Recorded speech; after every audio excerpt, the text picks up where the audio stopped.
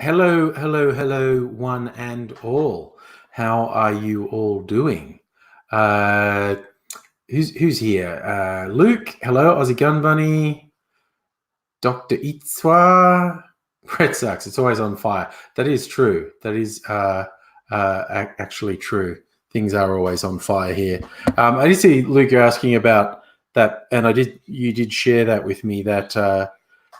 Post, someone saying Australia deserves to burn. I'd say two things. I am personally opposed to sharing screenshots that I myself didn't take because they're too easy to fake. And good evening as well to you, Fox of Fate.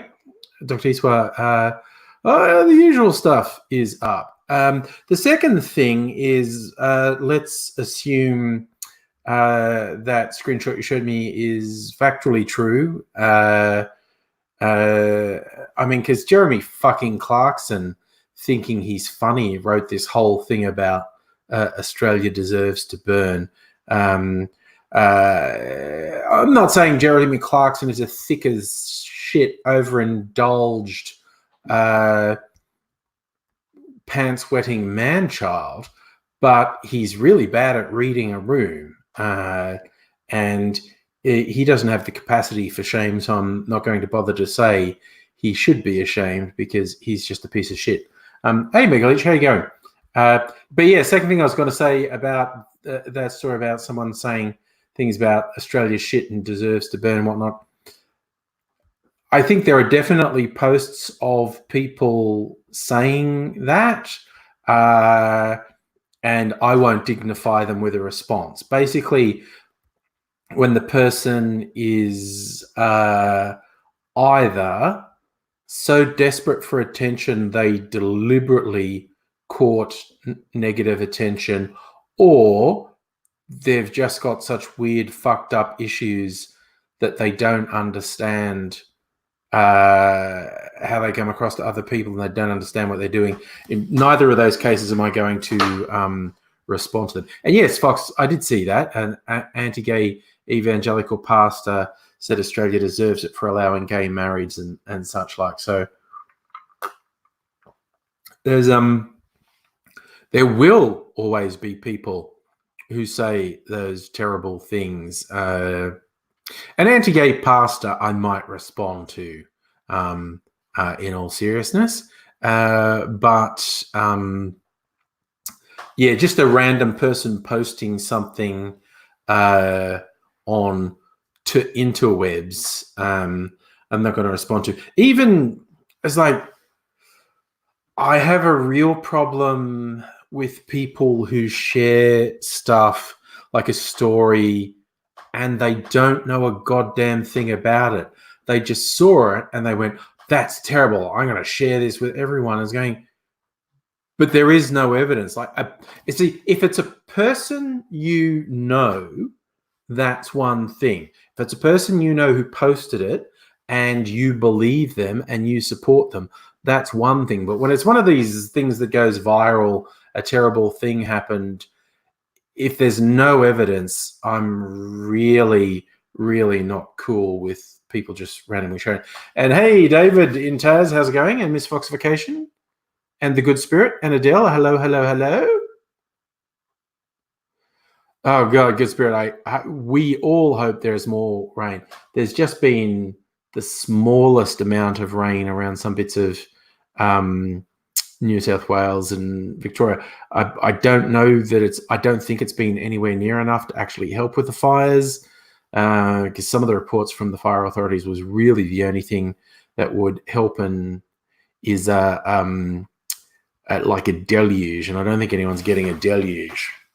Brett Sucks, which Midnight Oil song are we saying? There are so many of them. Beds are burning? That's just Australia generally at the moment. That's true. There's Foxification. Tropical cyclone off Western Australia. There is a reasonably good chance that will spread some rain. And yes, if there's finally a monsoon in the north, we may get some rain. And of course, the only thing that creeps me out about that is the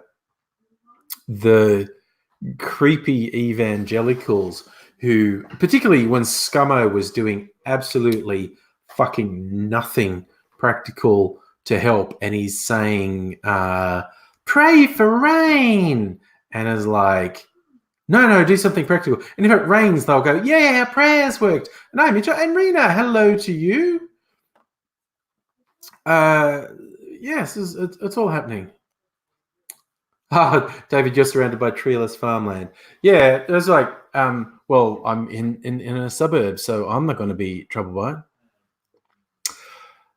A good spirit. There, we are quite under-resourced with water bombing equipment because the government not only doesn't believe in planning ahead and spending money, we now know the New South Wales state government and the federal government have stripped tens of millions of dollars in funding from the fire authorities when they desperately need it.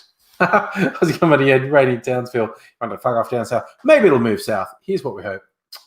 Brett, you're in a desert. Jesus. Well, that's a glass half full approach. Nothing to burn in the desert. Oh God! Speaking of sharing things, and it gives me the shits. People share fake images that are obviously fake. Like if you spend 2 seconds looking at it and thinking about it, it's obviously fake. And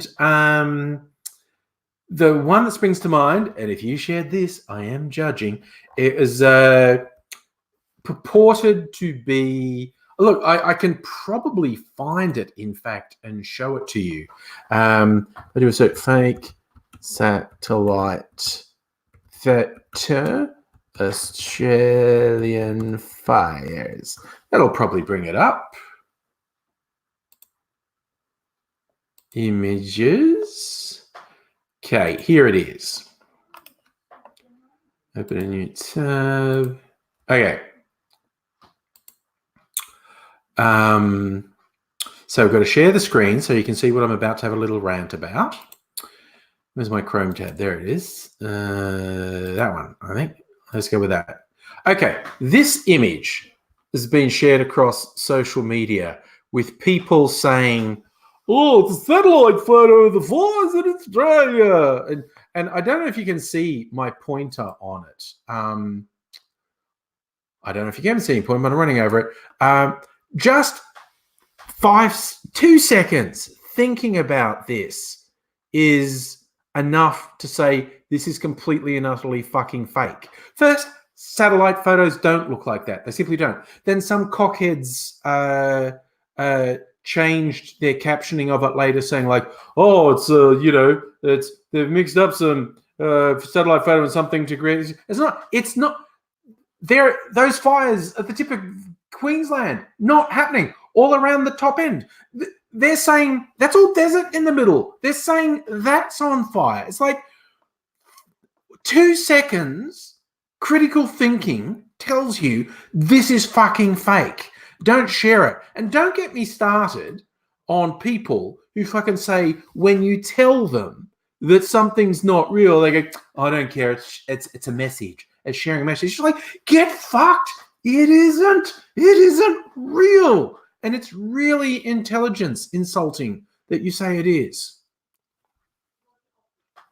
Reen, if you share that one, the one with the kids with the koala and the mustache, if you share that as a photo montage and say, this is making a statement, this is a photo montage and it's making a statement, then it's an artistic statement. That's fine. But this one with the map and the fires, people are just saying like, oh, it's from NASA. NASA made. No, they fucking didn't. Some pathetic, worthless piece of shit who likes completely fabricating things made that. Fuck whoever made that. I mean, I fucking hate that shit. I mean, for fuck's sake, the real satellite images taken in daylight that showed the amount of smoke trailing off, that does my head in. What, like, why do you have to fake things? Like, I'll share this one. This is an actual real satellite image. Doing the share screen shenanigans. I think that's right. This is an actual real satellite photo where you can see the amount of smoke that's coming off the fires. The red bits are not real. The red bits are trying to show you where the fires are, but the smoke is real. That's the smoke is fucking seen from space. That's wild. So what did I do that for? Oh wait, that's I keep clicking the wrong button. AIDSy is joining us, by the way. He was here just before I went live, and then he said he had to go off, and that was now more than 10 minutes ago. So God knows what he's doing. No, that's the thing. See, when that's the real thing, that's a real satellite photo of the amount of smoke coming off the fucking country. Like, it's now getting perilously close to the amount of carbon that we release into the air every year just from those fires. Now I can see AIDSy wriggling about, and I think he's turned his microphone on. Is he going to wave at me and say, "Yeah, thumbs up"? He's here. Oh, wait, add to stream. There you go. There you go. Hello, ladies and gentlemen. Thanks very much for letting me be on your device. Don't thank Angry for letting me be on your device, because he said I was late and stuff. Wasn't late, was here early, and then had to go away and touch myself in parts that he didn't say I was allowed to touch myself while you were watching. Whatever. You would have liked it, and Angry didn't like it, and I reckon there was tons and tons and tons of plants that went out of smoke. And I reckon if we could have made the smoke go the other way, we would have had it off of soil, and that would have been good. And I would have been given the Nobel Prize and lots of money, and I would have bought a car. That seems fair. That seems absolutely fair. But I know David's saying, the ridiculous pedants who going, oh, global warming didn't cause the bushfires, and dumb fucking shitheads saying to the extent of, what if we didn't? Are you saying if we had a carbon price 10 years ago, we wouldn't have these fires now? And it's like, motherfucker. Well, okay, no one sensible is saying these specific fires were caused solely by climate change and wouldn't have happened sans climate change. Same as you can't say, that specific cigarette my dad smoked on April 15th, 1980 is the one that gave him cancer and killed him. But we all know smoking gives you cancer and kills you. And we all know the climate change we're experiencing is worsening the drought. There's less rain, is making worse and worse conditions. So our fire season's starting earlier, running longer, being more extreme. So when the fires start, they're way fucking worse than anything we've seen in the past. So yes, just throwing that out. Oh, Rena's fangirling over AIDSy. It's her first time being in the stream when you were here. So there you go. Go for it, Rena. Fangirl me up, because I need a lot of it. Because Angry gets all the hellos in the street. When I go in the street and people say, "Hey, you're AIDSy," and I go, "Yes, I am. I am AIDSy." And they go, "How's Angry?" And I'm going, "I'm here in front of you. He's, you fucking call him. He's got his own channel. You go there. You could go, AIDSy, you're beautiful and I love you." But no, you want to say how Angry he is. You know how Angry he is? He's got pimples all over his bum on the inside crack. And then when he sits down, they'll go pop, pop, pop, and smell bad. That's how Angry he is. And I'm beautiful. And you like me. Yeah, so there you go. That's what I say in the street. I have never said that in the street, but I'm thinking about it. Yeah. Rena, you're nice. I like you. So actually, Rena, are you suffering from insomnia? What time is it in your part of the world? Do you work a night shift, or is it just insomnia? Oh, there you go. Oh, and hey, Ruka-san. That moved me. I meant to make this pop up. So Yeah. She's got a whole bunch of Rena to go around. Yeah.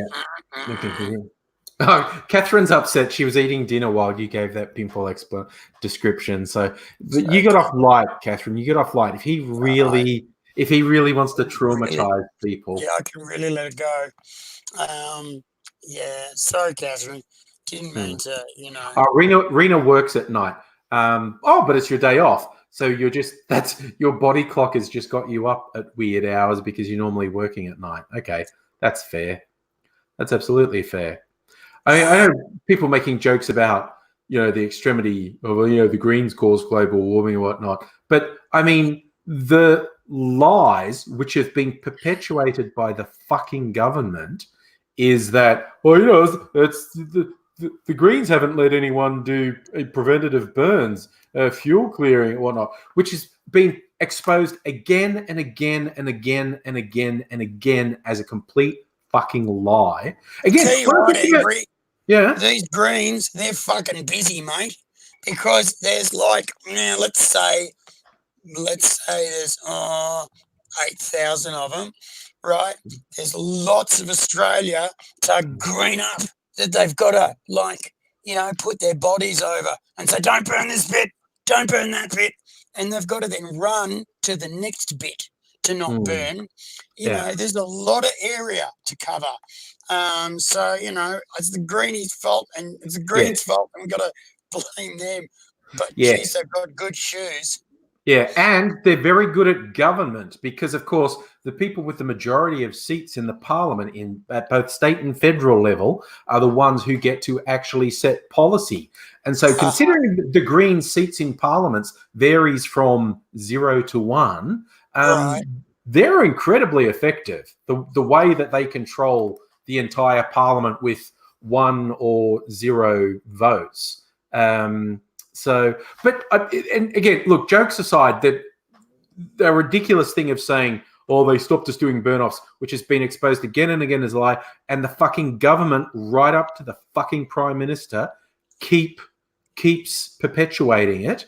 But it's got the fringe ones, the ones that took hold in the last week on the internet, are people saying it's actually Greenies deliberately lighting the fires and causing the problem so they can say it's climate change. That's the degree of fucking stupidity and lunacy we have to deal with in the world today. Fuck, there's 17 people dead. It's probably more now. And I think we're for the first time in the last couple of months, it doesn't seem to be getting worse, although it'd be foolish to hope that we've turned any sort of huge corner. But it's like literally been every day for the last couple of months. Like it seemed bad in November, but literally every time you looked at it and you looked at the predictions, it's going, it's going to get worse. And it did. It just kept getting worse. Today's like the first day in forever. I felt like I don't feel like I've seen any stories saying it's getting worse. It's maybe just the same level as bad now. Yeah. You don't need conspiracy theories when it's this bad. You just don't need to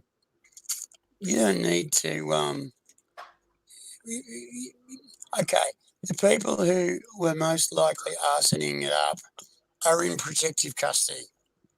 And yes, there were a couple, because there's always a couple. I don't know, people are fucked. It's like the people who robbed the ambulance station when all the ambulances were out. The people who actually robbed the Country Fire Authority warehouses while they were all out on jobs. That's happened a couple of times during this one. Because, I mean, people are fucking shit, man. Yeah, people are the worst. I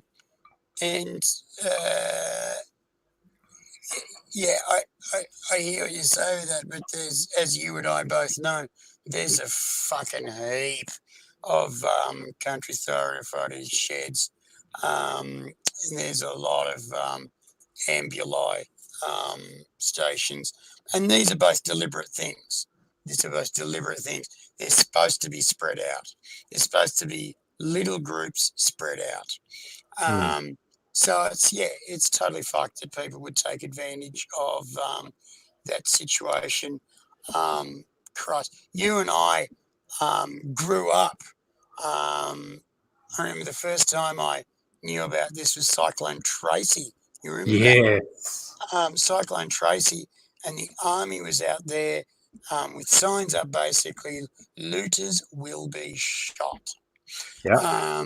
And that's just the thing in Australia. Yeah. After any disaster, if you caught looting, you'll be lucky, very lucky to get away with your life.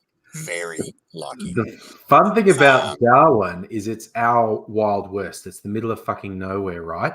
And the army went in after Cyclone Tracy, and they did shoot looters, and that never went on any report.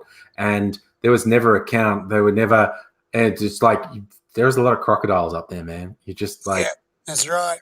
It's the Northern Territory, and people just go away. Yes, They just go away. It is where people go to hide. It's like if they want to disappear off the face of the earth, they'll go up around Darwin areas and just work under a false name or whatever. But by the same token, when the army decided they were going to disappear a couple people, they just fucking disappeared. Yeah, they went to the special place. And so,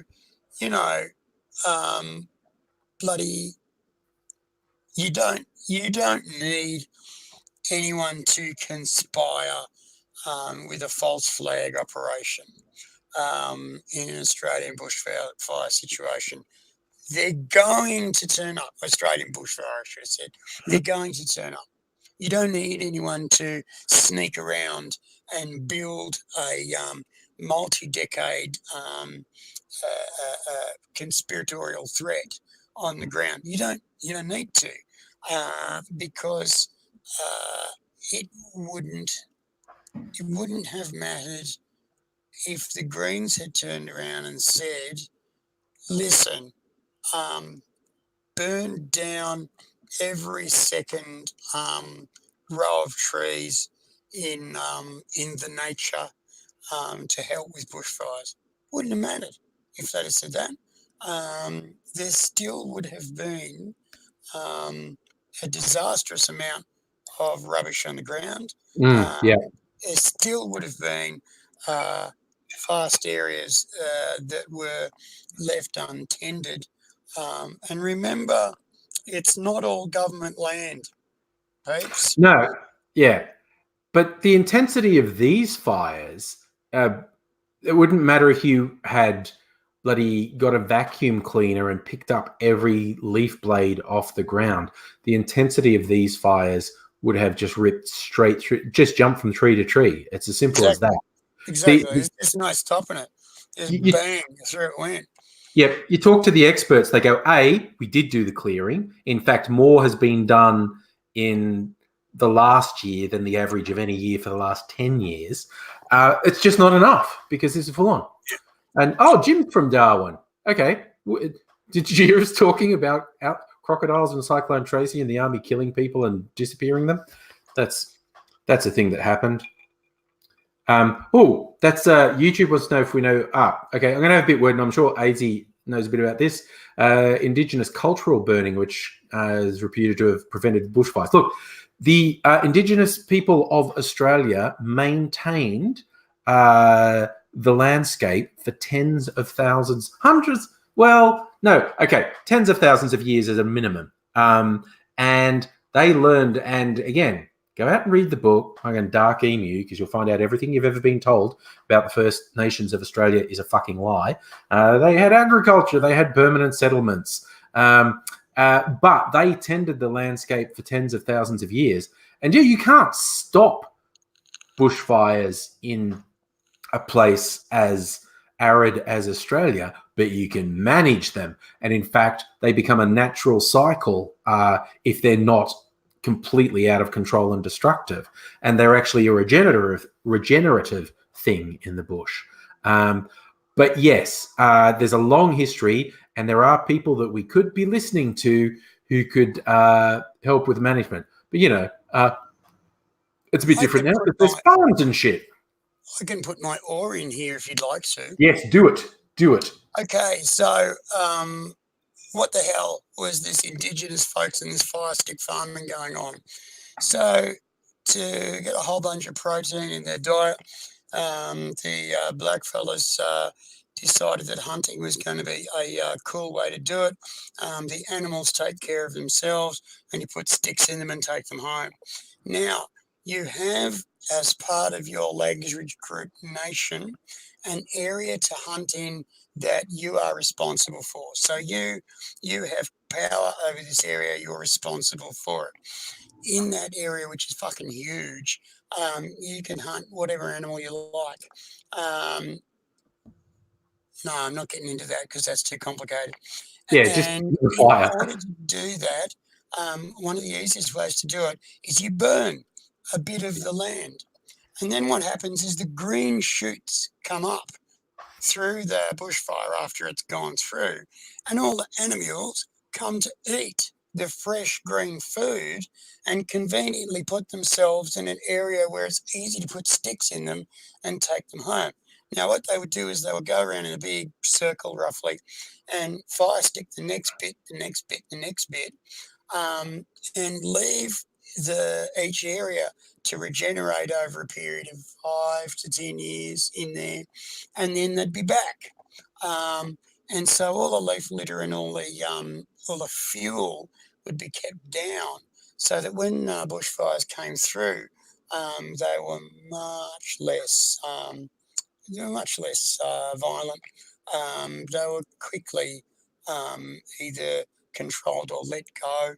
Most of the time, they just let them go because the area that they'd already done was ahead on growth, and effectively, bushfire is not really going to come through there because there's not enough fuel for it to burn. So they've got a food bowl sitting there after the bushfire, ready to rock, and they don't have to desperately run around hoping that food will come back. And that was how they fire stick farmed over an area that they were responsible for. They would usually do it around the central farms. So they'd have the crop farms in the middle, and they'd like go around, like imagine like a big flower petal paddocks around. And, in the middle, you've got all the cropping plants and the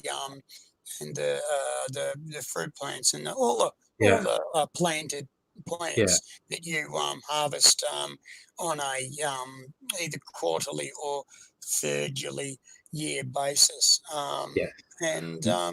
Effectively that's how they do it. Lots of native rices and other grains as well. There's another thing. Old Dottie's got dark emu on my recommendation. Everyone wants to borrow it off her.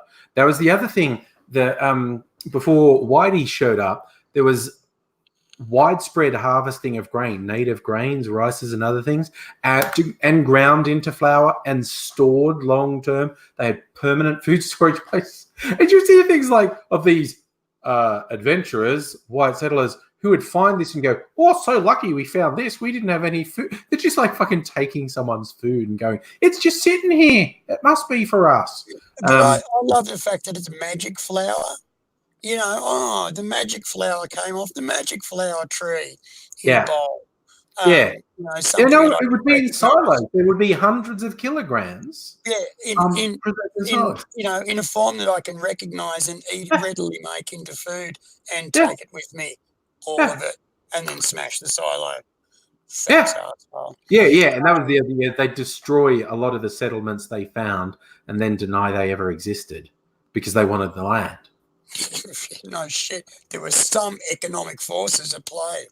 Fuck. Yeah. Look, there's a lot of reasons why it happened in the way it did, and why the economic pressures were why they were. Unforeseen circumstances in management, poor management, and a bad premise to start with. Bad premise involved in a continental war, which they just lost. And it all comes down to they couldn't afford to lose another colony. It was just Yes, no because they lost way. the Americas. Yeah. Right, they couldn't afford to lose another colony, or France would have been all over them, like ants on a picnic. And so politically, they couldn't lose Australia. So as the blackfellas pushed back, no, there was no way No quarter. that they were allowed to be, given any hint of a chance. Things are slowly changing, though, because Australia will change you. It does Slowly. that. Yeah, lots of conversation about my blue drink. It's actually just a fruit cocktail. It's got lemon, lime, pineapple, coconut, so it looks like a Star Wars blue milk drink. But Cherenkov radiation. That too. Yes, for that healthy blue glow. Yeah, give me that strontium 90 in my milk. Thanks, Mum. Yes. Harrisburg, a picture perfect reason why nuclear power is okay. Yeah. Is it back online yet? Oh, goodness. Again, someone was mentioning a Midnight Oil song earlier, and I actually didn't know what context they met it in. But I always loved the Midnight Oil song, Harrisburg. There was like, what was my favorite lines in it? Said, the company said it would not blow. The government said it might. Harrisburg, oh, Harrisburg. I wonder who is right. Bloody, I had I saw an interesting thing the other day. Young Danny McGinley was on the ABC. Yeah. And he was said to a mate of him, this nuclear power, is it that bad? And his mate, the scientist, said, yeah, it's pretty bad. And said, what do you mean? He says, like, well, Harrisburg, 3 Mile Island, will be right to go again in that area in 250,000 years. Yeah. And he said, I just want to put that into context for you. Yes. Everything that humans have done from Neanderthal onwards till now, they've got to do again until the place is safe to live. Now, I don't know about you, but 1,000 years ago, I can't remember that language. So any warning signs might be a bit of a problem. That was one of the fun things, because in the US, they always talk about putting a nuclear waste dump somewhere in the fucking desert. And one of the challenges they've got is this stuff's got a half-life of hundreds of thousands of years. What warning signs could you put on that might be meaningful to someone where no language we have today exists? Because that hundreds of thousands of years ago, there was no languages. So who the fuck knows what would happen? One of the luckiest things that we have is those wall paintings done by the Indigenous in Australia are still able to be read. They're still able to be unencrypted and I say unencrypted for a good reason, and laid out with special preparation. I'm not going to get into it, but that's 25,000 years old, and we are right on the edge of understanding of that. And we don't know how much has been damaged, but we're right on the edge of understanding those messages. That's only 25,000 years. You've got to do that 10 more times. Yes. So, and this is what bugs me, because you get the pro-nuclear power crowd, because yes, on one level, from a certain perspective, the only output of a nuclear power station is steam, not carbon dioxide. Oh, fantastic. But what they conveniently gloss over, the mining for fuel for nuclear power stations is far more environmentally destructive than coal mining, and that is saying something. That churns up more poison than coal mining does. Second, there's no safe way to dispose of the spent fuel, which is like nasty for forever. And then they'll start going, oh, but then we'll have fast breeder reactors and fairy tales, things that literally do not exist. So here's the thing. There's always talking about that a different sort of reactor that theoretically exists that would actually burn spent fuel from other reactors into nothing. And they go, that's the answer. You go, motherfucker, it doesn't exist. It's theoretical. And the amount of money, and there are some credible scientists who go, it's not just theoretical, we know it will work and we can build it. It's going, cool. The amount of money that it would cost to do that is orders of magnitude greater than investing in a plethora of alternative energies. And you want a plethora, you want a cross mix, you want thermal, you want wind, you want solar, you want tidal energy, you want a mix so you're not reliant on one thing. And I'm actually all for them building one or two fusion reactors for the sole fucking purpose of burning the spent fuel from the other ones. Not make 100 of them to power our whole grid, because that's stupid, expensive, and risky. But yeah, Europe's got a bunch of, and America's got a bunch of nuclear power stations. Build a couple of these ones that use the spent fuel for fuel, because we need to fucking get rid of that shit. Don't be reliant on them for power. Burn the fuel. It gets even better. You get a bunch of people saying, "Oh, nuclear power is very cheap. It's a cheaper alternative." No, it's not. Every single nuclear power plant for power has been basically built at 80%. If its costs going to the local government, it runs at a subsidy of between 60 and 70% on a daily basis. So your government is putting in between 60 and 70% just to keep that fucking going. And then the power company has the fucking gall to charge consumers at fairly sky-high rates for the power that does actually come out of these fucking things, considering they are in a no-risk game. They are in a no-risk game.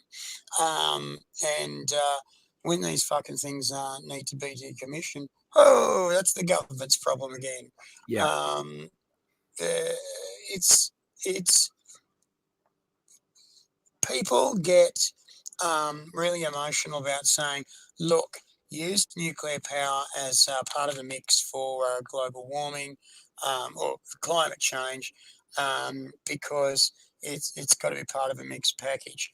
And it would be if truthful statistics, ideas, and bases were brought forward. There's just not enough power out to justify the power that goes in to get it out. There's not enough. There's not enough generation of real. No, I don't want to get into that because it's complicated. It's just let it go. It's not a good idea. Yeah, it's just not enough out to justify what goes in, which is enormous, and what comes out is dirty and expensive again. It just keeps on being expensive and dirty. And if it's dirtier than coal, which is sensational, that's fucking hard to do. When you just as a givey, when you dig coal up, it's actually acidic. When it rains, it actually melts metal underneath it. That's what you're putting in the air. Fuck me, the bushfires have come over Australia right now. we here in Melbourne are very lucky. We're not directly facing fire, but the smoke has come over, and we're not getting it nearly as bad as New South Wales. Not Yeah, nearly as not as bad. bad as the people who are actually in fires, or Sydney, who hasn't seen blue sky since November, Right. which is terrifying. And we had a massive jump in respiratory illnesses here. Oh, It's a mild haze here. yeah. Go on. Yeah. No, it's killing people. There is no question. We in the next year, there will be a spike in premature deaths from respiratory complications. Yep, it will. It's it was a bit. Well, actually, it was a lot better today. Yesterday was shocking. Yesterday was nearly as bad as Sydney, and I was like, oh, I feel like I'm smoking. I haven't felt this since the last time I was at some party in the bush with a giant bonfire, and I was in the middle of winter, and I was standing next to the bonfire for 6 hours, just breathing in smoke for 6 hours. It's ridiculous. Yep. Oh, Fila and Sela wants to know, do you know Tesla's theory on unlimited free power? Was it actually correct? You know what? Yes, but you had to put the tower 30,000 kilometers away. What, because of the radiation? No. If in fact the space elevator thing is a goer, and there's some actually really good, arguments for why it should happen, right? Okay, yes, we don't have the tech to make it real, but if we could, some real good reasons why to do it. Now, at the same time as they make a space elevator, what they'll probably also do is whack a big fuck off, not ionized but charged cathode or anode up the top of the thing, because as it spins through the electromagnetic waves around a field around the Earth's, it'll generate a shitload of electricity, which will be great because then you can send it underground, and you can suck it up from underground and then beam it back to the other end to make your circuit. Okay. But yes, the Tesla theory actually works, but you've got to make the tower really big, and it'll work great. We should just build a big laser and mine the sun for radiation. Destiny needs a haircut. I know, right? Give the man to CSIRO. Give that man to CSIRO. Yeah. Stop spending on education, because we're done. We're done with that. It's over. Yeah. I love Fox. It's weird. Well, they're probably not really the first climate refugees, but Australia, we got our first climate refugees arriving by boat, namely from Malakuta. And as he says, lucky for them, they weren't brown, or Border Force might have moved them on to a little island prison camp up north somewhere. But yeah, it is very weird that we got our first climate refugees here in Australia came by boat. They had to be rescued from their homes because of climate disaster, and the only way for them to get safe refuge was by boat. There's some dark fucking irony there. There's like someone on Twitter saying like, oh, will people seeing this, these poor people in desperation getting on boats and going to safety, will it wake people up about how evil what we've been doing is? And I went, fuck no. Awaken some basic human decency? That's not going to happen. No, that's not going to happen. No, that's not going to happen. I do always love that piece of graffiti I saw. I think it was a stencil, and it had old-timey colonial picture of guy and girl, and said underneath, boat people. Oh yeah, I had a I picture of loved that. that. I Yeah. always loved that. Uh, I was speaking to a friend of mine, Yeah. and he works for an organisation um, that advocates for children. And Mm. this guy spent quite a bit of time on Nauru, Mm. spent quite a bit of time on Manus, um, and he says, yeah, the conditions there are every bit as bad as you think, and Mm. so much worse. Yeah. And he said, oh, I've only met Dutton 8 times, and we shout at each other every time.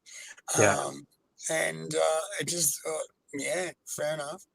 Uh, and yeah, look, we're actually going to get climate refugees way fucking sooner than we think we are. We are going to get people turn up on the doorstep going either A, technically I'm a citizen of yours, or B, you are the closest solid landmass that I could get to.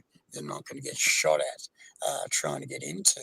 So, Yeah. I know that Australia will shit itself when those people turn up. What are Yeah. we going to do when 14 or 18 million people go, dry land? Don't mind if Mm. I do. Yeah. Um, Exactly. because what do you do then?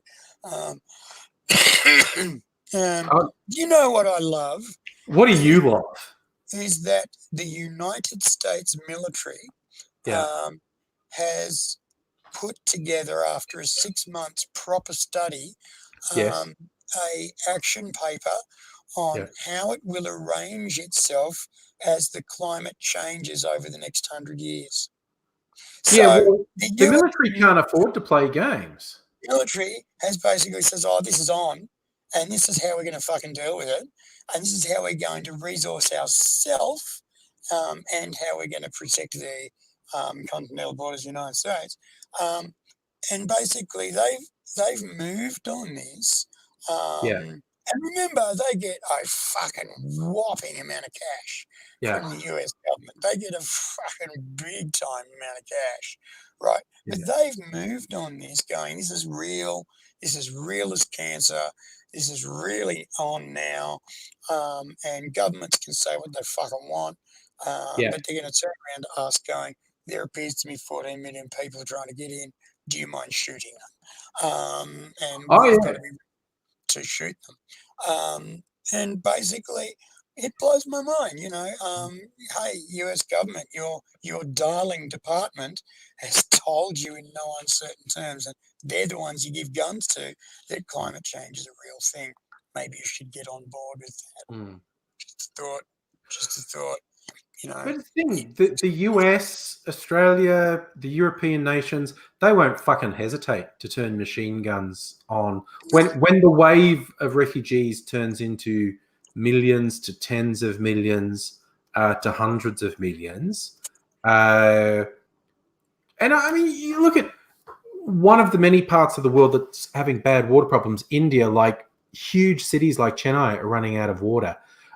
When shit really goes south to nuclear armed India, you think Yes. they're going to be real fucking quiet about expansion? Do you think it's not going to kick off with fucking, well, it'll start with Pakistan and India, but it'll go further. And if China has a drought that kills 100 million people, do you think China, who thankfully for the rest of the world have been pretty fucking inwardly focused for the last 50 to 100 years. Fucking hope they stay inwardly That's focused. what they prefer. Yeah. They prefer to be inwardly focused. Historically if they speaking, outwardly they've always focused, done that. Yeah. Historically speaking, they've always done that. They've always had an emperor and they've always had warlords. yeah. And they just changed the labels. Yeah. Look, I'm more than happy with them being inwardly focused. But if someone comes knocking on their borders, they do tend to get a bit tetchy about it. Yeah. But if they have resource problems, if they have food problems, if they have water problems, they're gonna stop looking inward and look outward for solutions. Yes. And they're not Yes. going to fuck around. No, they're not. And they're basically, resource-wise, they're pretty right for the next 20 to 40 years. After that, Yeah. they want to make new contracts. But, Yeah. you know, the water thing is a Food big and deal. water is what bothers me. Food Yeah. and water bothers me. Yeah, But, the water thing is a big deal everywhere around the world. It's Yeah. a big deal. Yeah. Think about this. Ethiopia blocks off the Nile River, so it can't get down to Egypt. What happens next? Yeah. Um, You look at huge swaths of Africa, huge swaths of the Central Eurasian landmass, from China all the way down through to India, and Yeah. big chunks of Russia and whatnot that are very volatile in terms of water supply. mhm.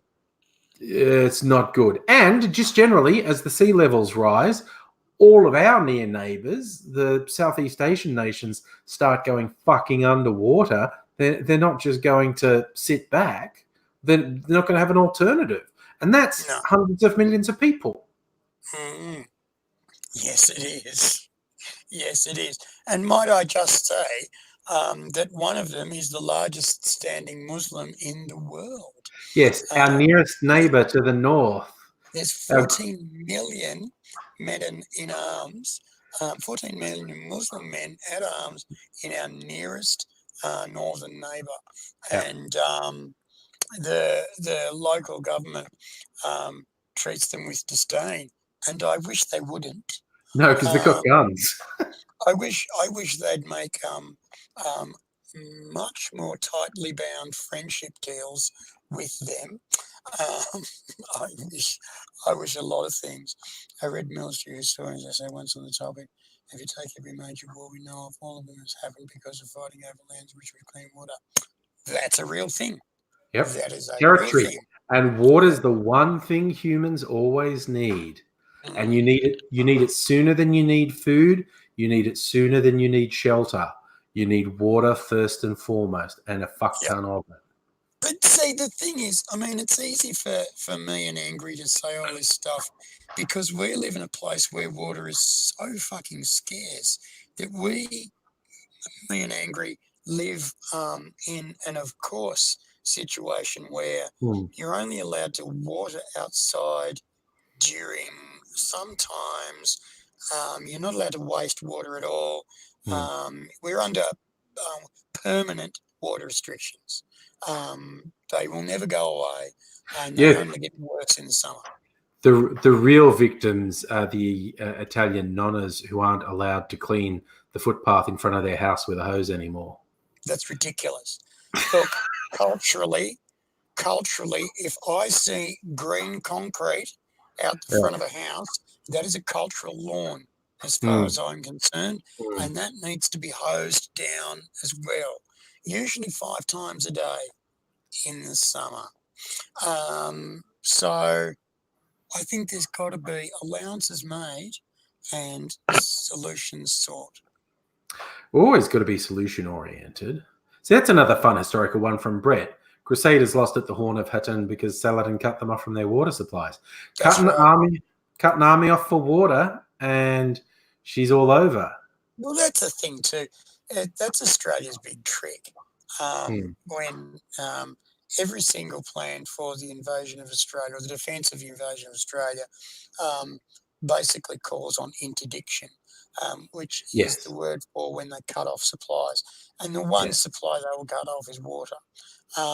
Basically, they train the fast jet fighter bombers to put either missiles or bombs onto tanker trucks. They teach them to do that because that's where the water lives. And, if you're going to defend Australia, all they're going to do is take out the water. And guess what? 50,000 guys without water in the desert, you get to fucking walk home. And it's going to suck. 3 days, you're dead. That's it. Yeah. You don't have to fight against guys that are dead. Yes, yeah. When it's a cruel truth, that one. And that's the thing. If someone's saying surprised Indonesia hasn't invaded. Okay, I worked with a guy who in a previous job worked with the Indonesian military when the Indonesian military was the government. He speaks really fluent. He's a white guy, speaks really fluent Bahasa Indonesian. It's just because he had the hots for Asian girls, I think he learned it. But he ended up working for the generals when they ran the place. And I kept telling him he should be working for fucking ASIO. Why are you in this? What? He was doing the same sort of job as me, a business analyst in IT. I was going, dude, just fucking rock up to fucking ASIO, show them your fluency and the fact that you actually worked with these guys. They'll give you a job in a heartbeat. And he was a Liberal Party voter. He loved that shit. And I could never understand why he didn't do it. But anyway, he worked with the generals when they do it. Their nickname for Australia was South Irian. In other words, South Indonesia. Just basically. And that was a joke. That was a joke the generals had when they were a military dictatorship, that they were just biding their time before they moved to their holiday home in South Irian. And it was just like, oh my God. I remember being told once by someone who should probably know that they reckon the only real reason why Indonesia hasn't put up signposts in South Irian is that they just don't have the what do they call it? Amphibious landing capability. It would be a pain in the ass. It would be a huge pain in the ass. It's just a massive pain in the ass. And, there's not enough gain for them. And as soon as they were on the way, the moment they left, it'd be all over, because there's no hiding that. Yes. There's only also really 20 places they can go, which sounds like a lot, but it's not. Yeah. If you've got to squeeze a lot of people through a choke point like that, yeah, it's like that. Language in landings in the past, it's not nice. The Australian young adults novel series Tomorrow When the War Began.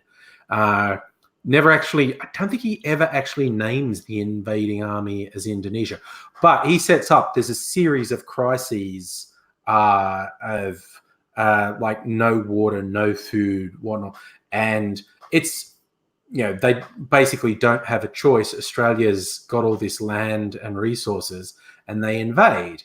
And that's vaguely plausible. And lots of people go, oh, that guy is so racist, doing a thing saying Indonesia would invade. If he just pulled it out of his ass and said, Indonesia are bastards and are going to invade us. He set up things like in a global crisis, whereas like the food and water crisis was worldwide. And if someone did decide to invade Australia for the resources, who'd be the most likely? And it's literally just logic.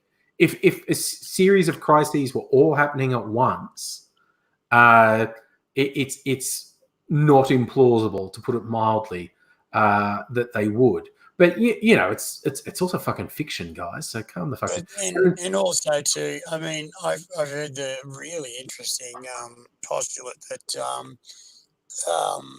Indonesia might act as a client state for bigger powers that are looking for an airstrip to get across, just like Britain did in the Second World War. Yeah. If you want to put America in Europe, you take it through Britain.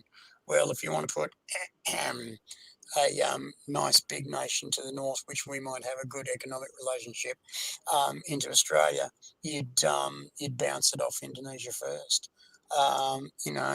Offer them some cash, they'd take it. And your holiday house in South Irian. So, it's all doable. It's just not very pleasant. Can you confirm what I said? Rough fighter pilots trained to bomb trucks all the time.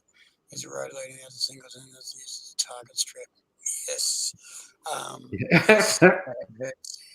And also, Sorry, I was just going to say, Charlie actually confirmed the books never actually named the invading country. I didn't think I've read 4 or 5 of them, pretty good. All the plucky young Aussie teenagers waging guerrilla warfare and getting bloody retribution against the Iranians. So it's basically the implied is it's either Indonesia or China or Indonesia supported by China, which again is the most plausible fucking scenario. Totally.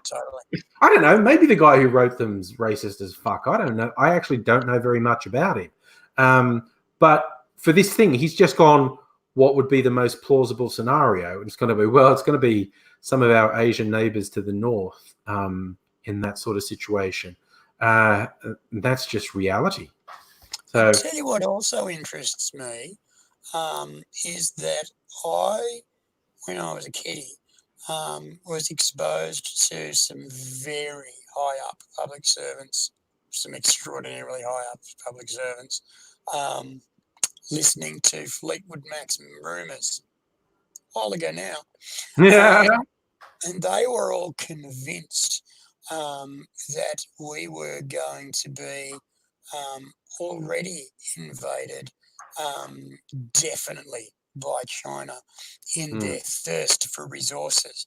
Now, what actually happened was we did get invaded by China. Their reps came fucking from far and wide out of the woodwork, and they did thirst for Australian resources, and they bought them. Yes. And they went away, and they were invited back. Do come back next year. We have many more rocks for you to buy. Yeah. And some gas too. Yeah. Would you like some cows? We have cows. We're good at cows. Yeah. We're also good at wheat, which we gave to India when they said India was going to starve. And then the CSIRO gave them rust-free and big grained wheat. And it was also, there was no terminator gene in the seed. See, this pisses me off. They all talk about the terminator gene. CSIRO has never put a terminator gene. No, fucking Monsanto does that. Right. Never put a terminator gene in fucking everything. They actually recommend that farmers take not the biggest grain size, but the second biggest grain size, because then you've got more genetic drift with which to work. And instead of putting your seeds in the ground for 4 years, you can do it for 12 years. So, no terminator gene. So, they thought India was going to starve, and they didn't. To which England went, wait, what? We always took wheat from them when they were starving. And Australia's going, they were going to die. You go, yeah, they do that. They did. About 1 billion of them did it to us. Just died. What do you mean they just died? Well, they were already hungry, and then when we took all their crops, and then they just died. It's weird. Which was rude, because we wanted them to take the crops next year. Who was going to do that? You see, they're still there, though. I mean, and anyone who thinks I'm exaggerating, no. England, well, the British East India Company, the Dutch East India Company, which was just an extension. The British East India Company was the first corporation, wasn't really the government until the government realized they were richer and more powerful for them. And then they passed laws to say, no, actually, we control you now. But they killed 1 billion fucking people. For all the people who are, communism's awful. Stalin starved 10 million people, 50 million people. Mao starved 50 million people, which they did. England starved 1 billion in one country. Talk to the Irish about what England does. Talk to the poor Northern English. Talk to the Scots. Talk to the Welsh. Talk to fucking everyone, What did the Belgians do in the fucking Congo, That was all in the name of mercantile. Yeah, they didn't call it capitalism at that point, but it was fucking mercantile colonialism. Jesus. Hey, so I'm going to make a drink for the second half, I think. I have to decide. I think you should. And while you're discussing that, I am going to run away from the mic and the camera for a little bit. And I will wave my little hands like Tinkerbell. Yeah, and I'll look for you. Turn the page. Yeah. All right. So Ace has gone off for a bit. So for those who don't know, you notice my booze isn't on the fridge. Look, that's fruit juice. God, that always get fruit juice. Instead of booze, there's fruit juice and some tonic water. All the booze is gone. No, the booze is over here. I got drink carts for Christmas. Don't they look pretty? Don't my drink carts look pretty? Looks far more stylish than having it on top of the fridge, honestly. So there's all my booze over there on the drink carts, so I can move it around. So it's a wonderful thing. I've been making bloody signature drinks for people. I don't know if Rena's still in the chat, but I made her one, a spicy Rena. Oh my god, timer on here is buzzing. I'm going to go away for 1 second. Let's switch this off. There's something wrong with this bloody... What is that? No, it's just a leaf. Someone brought a leaf in on their show. I thought it was a slug going across the floor. It's just a leaf. Lion Spider, it's never enough booze, man. It's never enough booze. Always got to get more. Oh my God, I found this, Facebook shoved this website at me because of all the cocktails and things I post on Facebook. So all the advertising I get for booze, which is, yay, fine. And it was this website, it's like website only, so it's delivery only. And they had a flavored absinthe, which makes me suspect it's not really absinthe, but they're calling it absinthe. It's flavored, and it was 90% alcohol. And I was going to get some for a laugh. It wasn't cheap. It wasn't cheap, and but I was going to get it anyway. And at last moment, I noticed, and they didn't reveal this till right at the end. They had a fucking $40 delivery charge, and fuck no. So, Brett, nothing ruins apple juice like a load of alcohol. Man, if you don't like alcohol, drink your apple juice by all means. I would never coerce anyone into drinking alcohol. It's I hate people who do that. And yes, Charlie, you can turn apple juice into alcohol. It works quite well. I'm a bit of a fan of cider in all its varieties. So Adele, we've got to make you a drink. So we need a mood and a type. Smoke on the mill. I need to get some mezcal, musical aviator. That's the smokiest. I've seen people make a smoky old fashioned. Burn a bit of sage under a glass and then pour it in there. Yeah.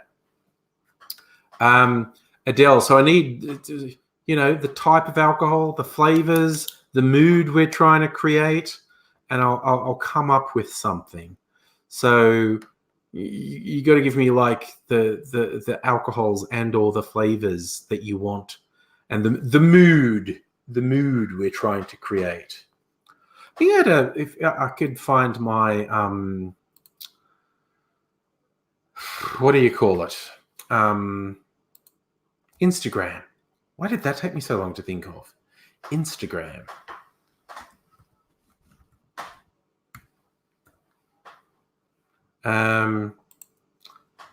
Oh God, yes, continuous. Thank you for remembering who I was. Not now, no notifications. Thank you. First thing, see my friend Danny who's pregnant. Yay. So if I look in my history, I might be able to show you a neat smoky drink. It's a ways back because I post a lot. And I thread through, try and find this smoky drink from a local bar. It was an old fashioned that here it is. Here it is. I did a boomerang of it. Oh no, it's not a boomerang. It's just a video. Okay. So check it. Okay. Going to do a share screen so you can see it. Chrome tab. My Insta. So there's a bit of sound. But check out this drink. This is an old fashioned with smoky stuff on the top. Watch this.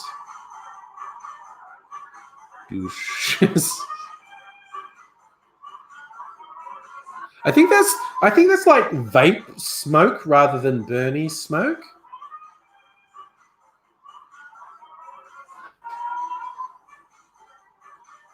But that was actually pretty good. That was a variation on an old fashioned, and it was pretty good. Opie wants to sit with you. What's Brett doing? So, no, Brett, if you like apple juice, I'm not going to talk you out of it, man. Nothing like it. Oh, something looks like a tequila sunrise with red. I don't know if I've got red drink. God, that might be something. I might need to get a red drink. I don't think I have any. I've got some juice. I've got some juice I could do that sort of thing with. Adele, cinnamon and fruity. Okay.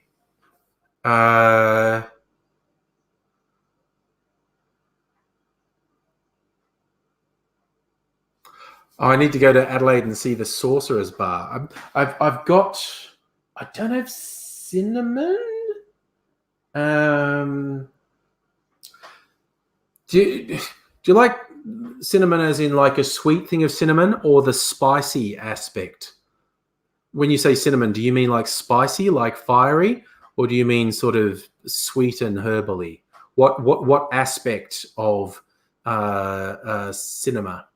Cinema. What aspect of cinema do you like? Cinnamon. What aspect of cinnamon do you like, Adele? Is it like the fiery side or the sort of slightly sweet herbally side? Because that will dictate what I put in. But because that gives me two ideas. Spicy. Okay.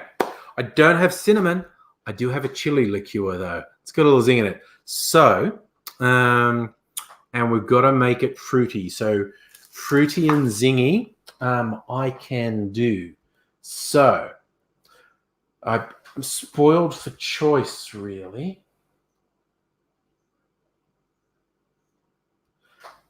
Just for Adele in Adelaide, call it a heaps good moment. So, okay, Jack Daniels. Okay, whiskey. Okay, no, I gotcha. Ah, I've got you. Okay, so for you, Adele, I'm going to make a spicy old fashioned because Adele's just an old fashioned girl. So and a little bit fruity. So it's a variant on a theme. Yep. I know exactly what I'm doing. Okay, got to get some bourbon. The giant bottle of bourbon from Costco. Move my drinking glass out of the way. Want something a bit fruity. Yes, the blood orange. Where did I put the blood orange? It's here. Okay. Right.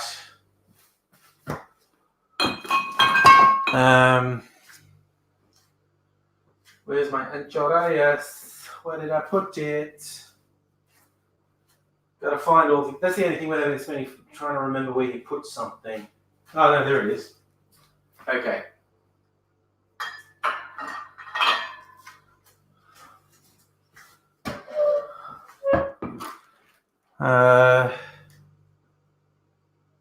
Yeah, a little bit of lemon juice, I think. Just a little bit of lemon juice. You often put like a lemon twist in an old fashioned. I don't really have a lemon doing it, but I'm just going to put a little bit of lemon. And this is going to be stirred, not shaken. So I'm going to get... Where's my big glass? My tiki mug. I'm going to put an old fashioned should have a big chunk of ice in it. So, big chunk of ice.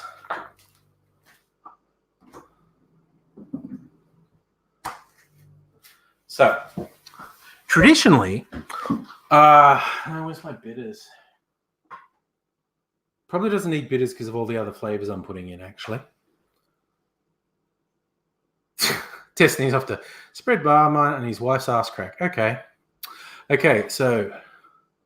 Yes, you're right, Brett. Jack Daniels does make a good barbecue sauce, actually. So I need my jigger. I need a measure. Something to measure. This will do. Shot glass. Okay. Sweetener. Where's my sweetener? There. Okay, so an old fashioned is like the classic cocktail. And hello, Dwayne, by the way. An old fashioned is the classic cocktail. It's basically just a whiskey, the whiskey of your choice, whether you like bourbon or rye or scotch or whatever.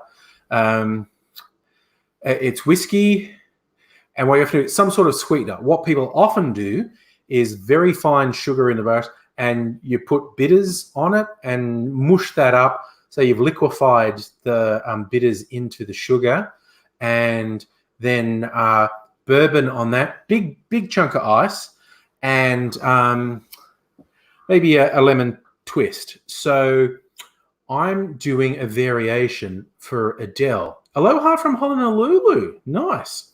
So for Adele, we are going to make a bloody spicy old-fashioned. So I'm going to have the standard old-fashioned ingredients, namely whiskey, in this case bourbon. Go Costco bourbon. Okay. So I put bourbon in. And what I have here, rather than putting sugar, I'm putting a tiny bit of sugar syrup. It's agave syrup. Tiny bit of agave syrup for the sweetness, take the edge off. Now, here's the variants for Adele. This is a blood orange liqueur called Salerno, but you can get other blood orange. There's a blood orange Cointreau. So that's actually quite a sweet. I think it's Italian. Is it Italian? No, it's from Scotland. There you go. It's actually Scottish. And rather than a lemon twist, just a tiny splash of lemon juice to cut the sweetness of that blood orange. And the sting in the tail. The sting in the tail. Anchores Verde. This is a Mexican chili liqueur. I'm just putting a little bit of that in there because it's got quite a zing. That's the sting in the tail. Anchores from Mexico. So, this is I'm declaring this to be Adele's signature drink, even though she's not here to drink it.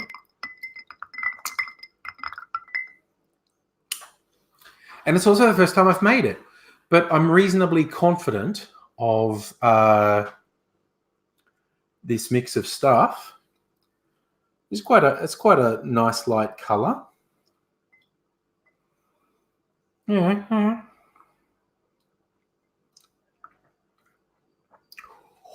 Yeah. I maybe could have been cheeky and put a bit more of the chili in, but it's just enough seeing. So what do you know what's going to happen next time you're in Melbourne, right, Adele? It's drinks night. Dwayne, you like double shot of rum and coke in a tall glass, then gin and tonic, vodka and tonic. Mrs. Angry is quite a fan of gin and tonic. I made her a signature. I'm making everyone's signature drinks. I made her a signature drink. We've had this one where we do little variants. We just call it a what's it, and it'd be because the sweetener and flavor in it was jam, and it would be whatever jam we had on hand. So I made it a one. It was gin and elderflower liqueur and strawberry jam, and it was really nice. I'm definitely going to start an Angry Cocktail YouTube and Instagram channel. Keep meaning to do it. Okay, what's happened to AIDS? He's had a technical problem. Okay, I think AIDS's had something happen. You're going to see in a sec. Oh, yeah. Ruku-san, you're a fan of Pimm's. I've never actually had Pimm's. So I don't know what that actually is. But, yeah, I already know what I'm doing for the first video for my Angry... Wow. Did you... I don't know. You probably couldn't tell how small an amount of the chili liqueur I put in. But it was like 1/8 of a shot, and I can really taste it. Dwayne, question away about Scummo. Give me an excuse to go off. Yeah, I think the thing I will do... the basic angle I want to take with the cocktail channel is I'm not a bartender and never have been. You know, I'm just a rampant alcoholic who likes making drinks at home. So I'm going to basically explain how to do it at home, how to start, how to build up a collection to make cocktails. Then I'll make cocktails, make a few my own creations, and I think I'll probably make a lot of signature drinks for friends. Dwayne, couldn't the Governor General step in and give him a kick in the ass? The short answer is no. The one time the Governor General did sack a government was dodgy as fuck. And again, this sounds really paranoid, but it was a plot that included the CIA. That's an actual known thing, that the CIA created the circumstances that led up to it. So the short answer is no.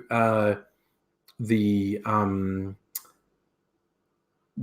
Governor General can't just kick out Scummer. Not just because he's unpopular, not just because he's failed and dismal. Like, honestly, that Friendly Geordie's video is a bit embarrassing, honestly. Saying, the Queen should step in. It's like, it's dumb as fuck to say a foreign power should say, okay, he can't come on. Yep. Just have to tell them it's okay. Something happened. So, it's honestly quite stupid to say a foreign power should interfere with Australia's government because I don't like the Prime Minister. I fucking hate the Prime Minister. But yeah, it's, fuck it. This shit happens in a democracy. The only thing that could get rid of Scummo is his own party convincing him he's past his use-by date and getting him to resolve. Yes, Fila and Sela, Falcon and the Snowman, the dramatization of two American spies who saw the evidence that the CIA was interfering in Australia. Great. Rick whole bottle of Pimm's for your birthday. Well, you've kind of got me sold. I'll try Pimm's because Mrs. Angry likes gin and likes herby things. So maybe I'll try some Pimm's. That's one I've never had. I do like to every now and then mix it up and get something different. My last really adventurous one was the Anchoreas Verde green chili liqueur. This is going to last for fucking ever because I'm only putting the tiniest amount in drinks. Because the chili part of it is, ooh. Music David, I find the idea of Dutton thinking he should be Prime Minister hilarious. He's in such denial about how much the Australian population fucking hates him.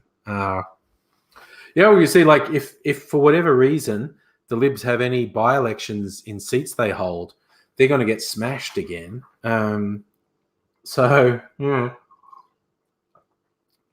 But even some conservative voices have been very vocal in criticizing Scummo in his absolute pathetic fucking up of this crisis that we're facing.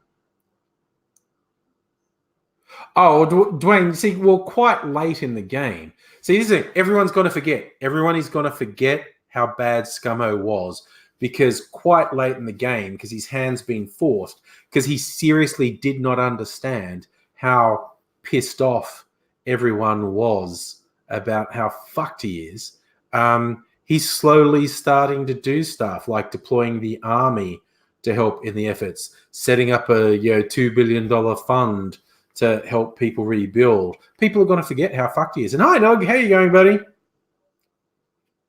Oh no, Brett's a Soviet spy now.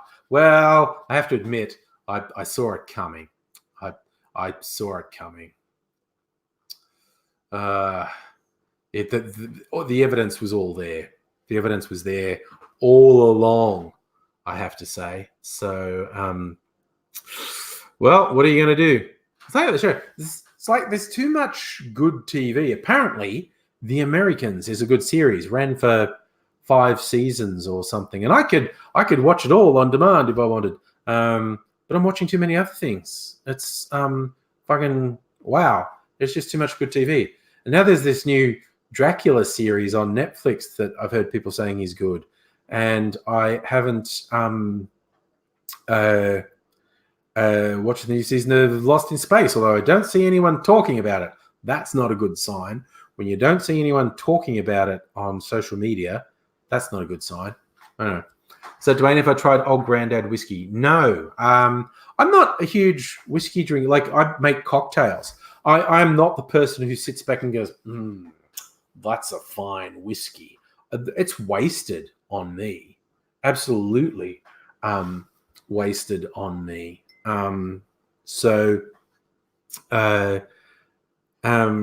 Although I can appreciate different whiskeys taste noticeably different. You know what's surprisingly good? Besides giant bottle of Jim Beam from Costco, I actually got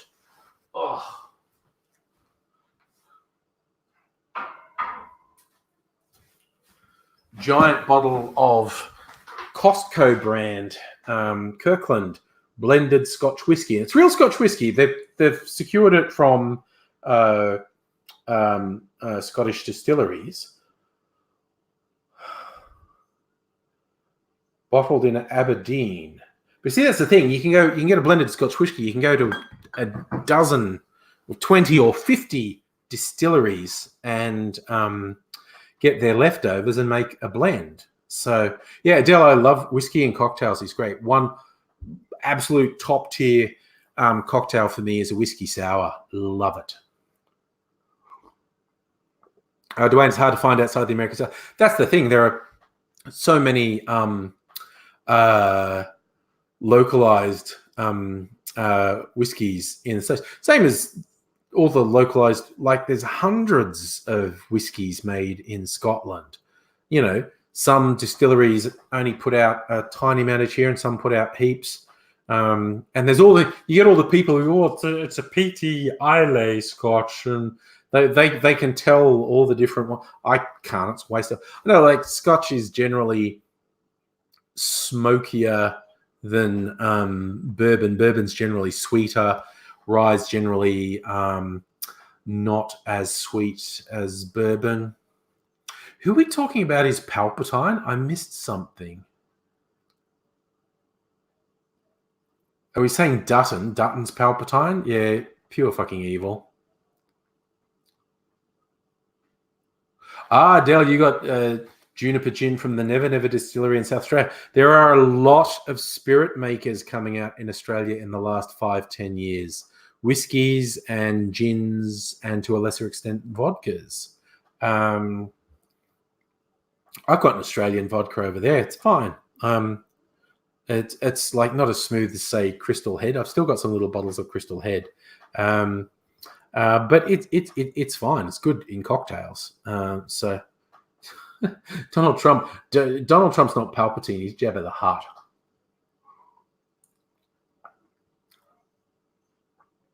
Dwayne, look, I can believe it. Like, if someone fancied themselves a serious whiskey drinker, they'd get very upset at being given a Jim Beam. I completely understand. But this, I swear, this mystery blend, this Costco blended Scotch whiskey, very smooth. I just thought, I'm just going to taste that. And I don't know why I bought. That's going to last like a year or more. That's fucking huge. Well, I'm just going to taste it. I have a little sip, and it's really smooth. But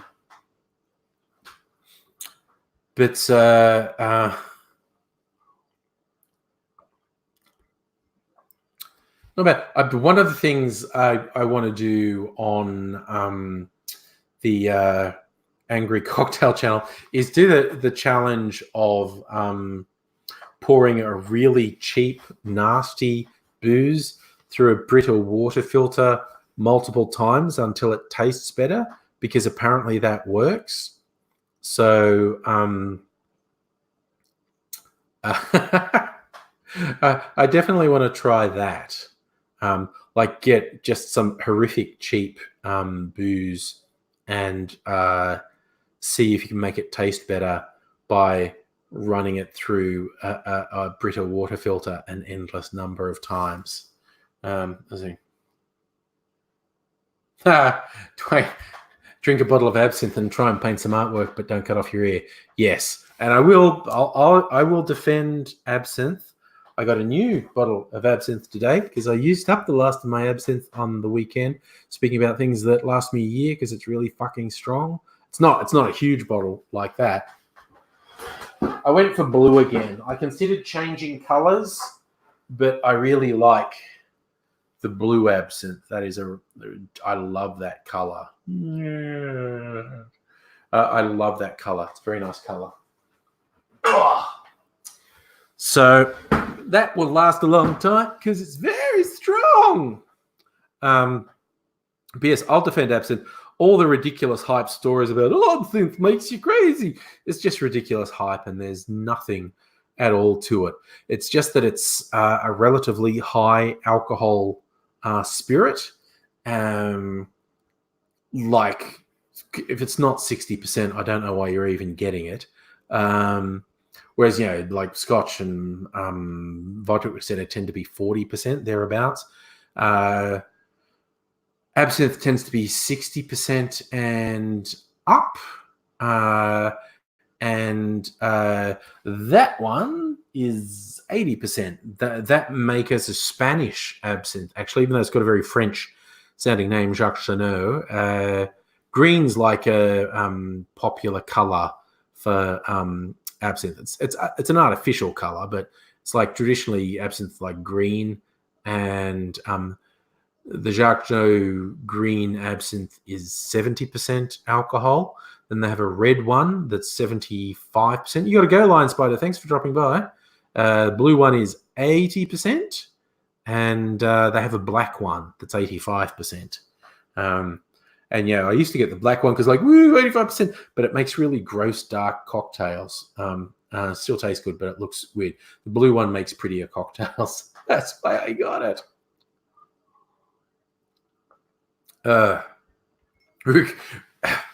Ruki-san, stole some spirits from work. Let me have a prayer. You're not wrong. Absinthe is angry licorice. I want that on a t-shirt. Now how I used to, well, I still have all the t-shirts. I just haven't made any new ones for a while. I used to make themed angry t-shirts myself. I'd do the, designs on t-shirts with stencils and whatnot. I think for the cocktail channel, I definitely have to make one that says absinthe is just angry licorice. That is priceless, Ruku-san. Can you get this from Bottle? No, you can usually get some sort of absinthe at the bottle shop. That type of one, you need to go to a specialist bottle shop. I mean, I know a couple places in Melbourne that sell it, but you need to go to a specialist bottle shop to get anything out of the ordinary. But I mean, God, last time I was in a Dan Murphy's, I think they had 6 different absinthes in there, and they were all about this 60% alcohol, I think.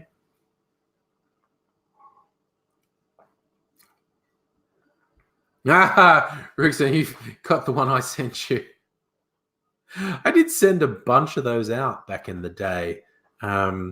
Various reasons I sent, well, some people paid me to send them one. I think I gave some out in competitions. Some were handmade and some were printed in an online shop. I think the absinthe one I hand make. I have to come up with a design, but it's a good slogan. Absinthe is just angry licorice. Oh, weirdly, licorice.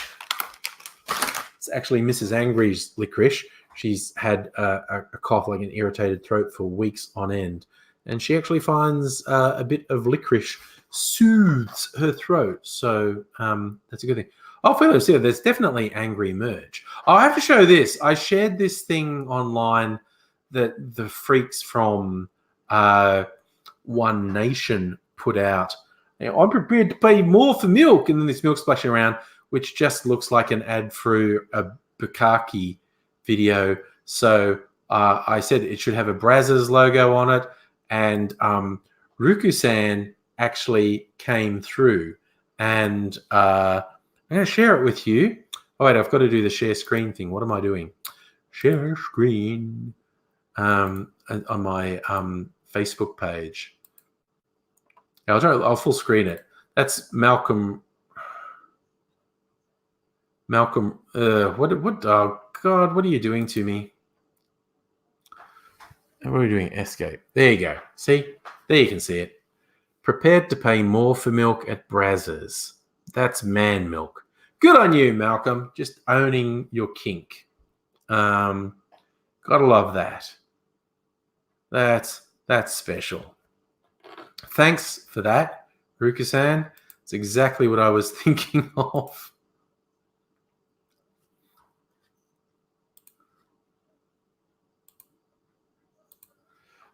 I just found that hilarious that they printed that stupid thing. It's like, dude, have you never been on the internet?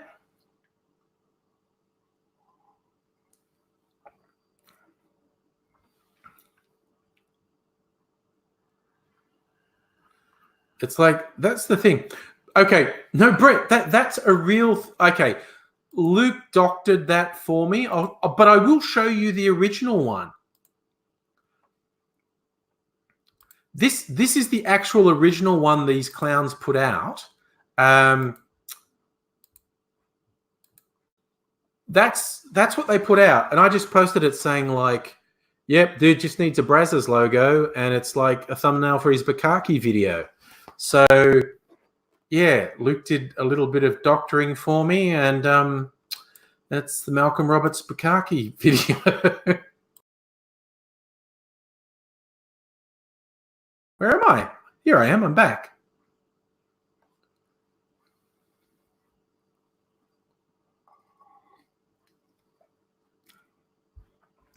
Well, that's an interesting one. We've got to talk about nightshades. Fox of Fate saying that chili and capsicum and tomatoes and eggplants are technically nightshades. Are in the same family as the herbs. Yeah, Brett, no, who would post that online? It's like, do they not have anyone under 50 on their staff? Do they not have anyone under 50 on their staff? Like, literally, I'm over 50, and my first thought was like, no, dude, that looks like you're posing for a Bukkake video. You don't want to put that on the internet. But they did. They really did. I was like, oh, my God. Hi, Annette. How are you? Did you just do a head desk on your keyboard? What's happening there? Oh, Safa, this video is definitely not safe for children. I went straight into the YouTube thing, and there you go. How to comment. There you go. I went straight into the YouTube setting out. No, my videos are never suitable for children. And everyone's like got the shits about this. I think it's just a Californian law, Copper, that is a real threat to YouTube. YouTube brought it on themselves. They absolutely fucked up their handling of YouTube Kids. They should be ashamed of how badly they fucked up their YouTube Kids service. They promised that would be 100% safe for kids. And then they went, we'll check everything with an algorithm. The fucking morons. Just the fucking hubris is flattering them. Just the arrogance and the stupidity and the obnoxiousness of YouTube going, oh, we can just monitor the kids' stuff with an algorithm. They're just so fucking greedy and have their heads so far up their collective asses. That was when I found out they weren't reviewing every video manually on the thing that they guaranteed would be safe for kids. It absolutely did my head in. So it's not so much that Aussies would get fined by copper, it's that YouTube would get fined because of copper. So if they think there's content on the site that will get them into trouble, they are getting rid of that content. See, Brett, see, YouTube just have a grand tradition of fucking up every time they put in a change, basically. They're very good. I've been on the site long enough to go, oh, they're changing something. What did they fuck up this time? And they really did. They just would fuck shit up all the time. Dwayne, I did see that report. People in South America, Chile, saying the smoke from the Australian fires has drifted so far, it's starting to settle in Chile, which may or may not be true. So, but it's outrageous, but plausible. Like I said, the fires in the last couple of months on their own are coming close to producing the same amount of carbon into the atmosphere that all of Australia would normally produce in a full year. It's just fucking wild.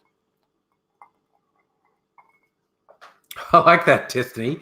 YouTube's the Fallout 76 of video platforms. That's a nice take. Look, at least the comment section works. You find comment videos from me going back to the first year on YouTube. Like, why the fuck can't you make comments work? What is wrong with you? Yeah, Dwayne, unfortunately, there's a lot of roasting of kangaroos and whatnot. I've been very hesitant to share the statistic that people have been saying without qualification. People saying that there's an estimate that 500 million, as in 500 million native animals, birds, mammals, reptiles, have been killed by the fires, because it's a made-up number. We will literally never know, but we have probably lost species, whether they're just gone now or there's too much damage to the population for them to sustain. These bushfires, there are probably multiple species we have seen the last of plants, animals, birds, because they're absolutely devastating. Yeah, I've been very hesitant to just casually share that statistic that people have been saying 500 million animals, because it's a made-up number. It's based on, they've gone like, that area would normally have this many animals in it, and they've got nowhere else to go, and this many of them wouldn't have made it out. So for that area, we fear 500 million animals have been killed. They may be right, but there is literally no evidence to support that number. So I haven't really just been bandying it about, because there's there's no evidence for it.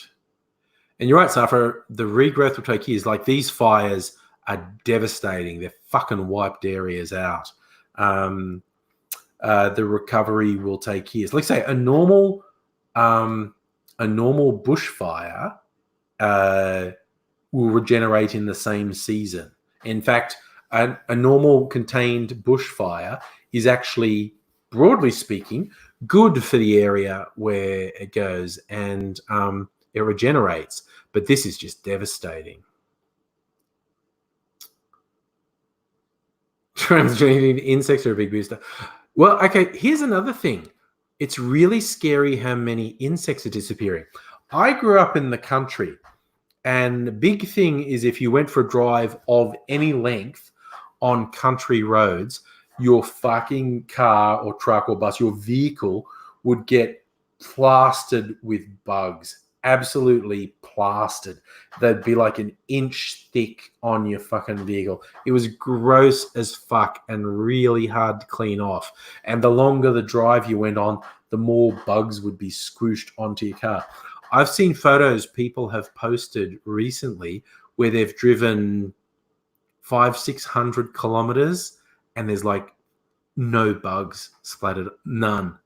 And that's scary, because the insects are at the start of the food chain and they're required for vegetation as well. So the impact of a mass die-off of it. Like we've been worried about the bees for years with good reason. But this isn't just bees. This is all insects. A mass die-off of insects will have absolutely critical knock-on effects to the whole food chain. It's really, really fucking terrifying to think about. So that's another cheery one. If you weren't already depressed, that's another cheery one to think of. All the bugs are dying, which means everything else is going to die too. I'm not sure why you're finding it so hard to comment on Facebook, Annette. Mind you, I've never tried to, so I'm not sure. But yes, we can safely say, and South of Kangaroo Island got fucking smacked. Oh God, people start seeing pictures of crisp quokkas, they'll be more upset than they were at the burnt fucking koalas. Quokkas are even cuter than koalas. And if all the fucking, although I suppose, why am I saying it's Kangaroo Island? Quokkas are on Rottnest Island. So when people said Kangaroo Island, I immediately thought of quokkas, but it's the wrong island. So there you go. That's why I haven't seen pictures of burnt quokkas, because it's the wrong island. But Kangaroo Island, yeah, got fucking wiped by a fire. Destroyed all the tourist infrastructure. Look,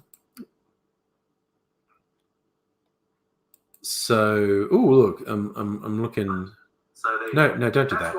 Stop it. Stop it. Stop it. Where's the fucking pause button on this? But Kangaroo Island, yeah, got fucking wiped. Okay, go away. Go away. Fucking thing.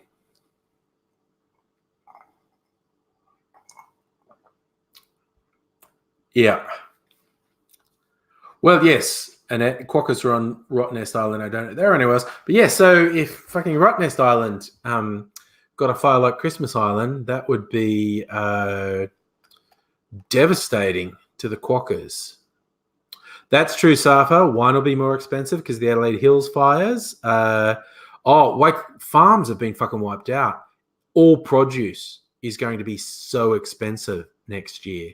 Farms are just getting wiped out. And I'm not shy about the fact I rip on farmers quite often because I grew up in the country and I'm fucking used to their double standards and it pisses me off. It's like you're either in capitalism or you're not, guys. And if you're not, stop fucking shitting on other people who get government subsidies.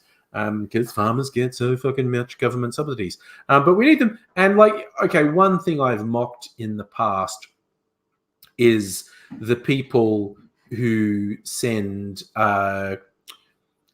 livestock overseas to Muslim countries because they want to slaughter them in country, so they're sure that it's the halal process.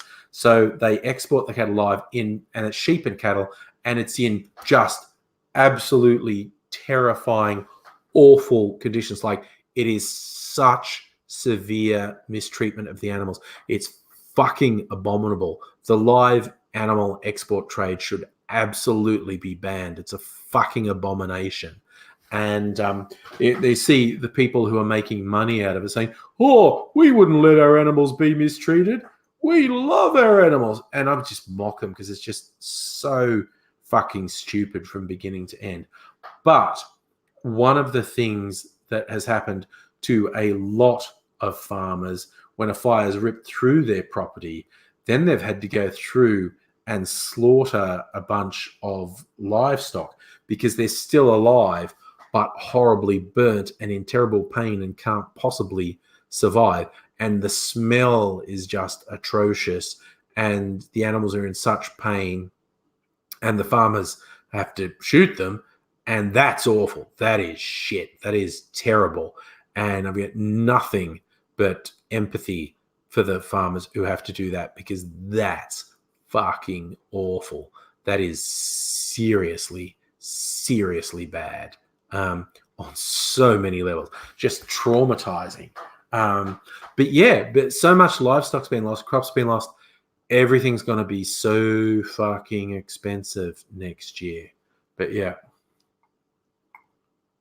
Yeah, Pret. I too miss the days of just being able to play video games and watch Star Wars and not worry about the world spontaneously combusting. Although, thumbs up to Donald Trump for distracting us. I was thinking the worst thing that was happening was us all dying in the impending climate catastrophe, but he wants to take our mind off it by starting World War III. So, thumbs up to the Trumpster for just distracting us from this existential nightmare we're living in by creating a whole different existential nightmare for us to live in. You know, we needed the distraction. We just saw all this fire and thought, this is it. This is our future. It's fucking Mad Max, Blade Runner 2049. Everything's going to die. Everything's going to suck forever. And Trump just distracts us by doing his best to start World War III, which is absolutely mind-blowing. So, yeah, people say I never say anything good about Donald Trump. Yeah, at least I applaud him for giving us a distraction. Sorry, and Joe Hildebrand's a fucking dumb shit political rapper. Joe Hildebrand is a fucking moron. He's a fucking moron. We've got no shortage. Chops, yes. It's been a hell of a first. It's been a hell of a year. We've had a lot of trauma. This whole year has been nothing but trauma. The week of it. It's the fucking 7th. It's the fucking 7th. We have seen devastation on a scale I wouldn't believe, and now we've got to watch that fucking psychopath Trump try to start a war in the Middle East that'll just spiral out of control so quickly. Yay! Rukasan, you've got dibs on being Doof Warrior. Yeah, I'll be what's the actor?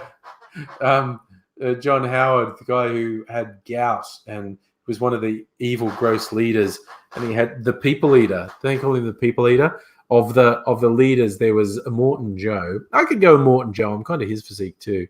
The Bullet Farmer and the People Eater. I'm not sure if I'm more the Bullet Eater. Sorry, I'm not the Bullet Farmer. I'm either the People Eater or a Morton Joe. Bobo, it's absolutely surreal that we can dig out all these tweets of Trump falsely saying Obama's going to start with a war with Iran as a distraction. He's going to start a war with Iran just to get reelected. And what does Trump do? Jesus. Okay. It's like fucking hell. And yes, Iran is definitely pissed off. Absolutely. Oh my God. What was that, Chopper? Listen to the time traveler interview from last year. I don't think I know that one. Is that on YouTube? Time traveler interview? Let me have a look. Time traveler interview.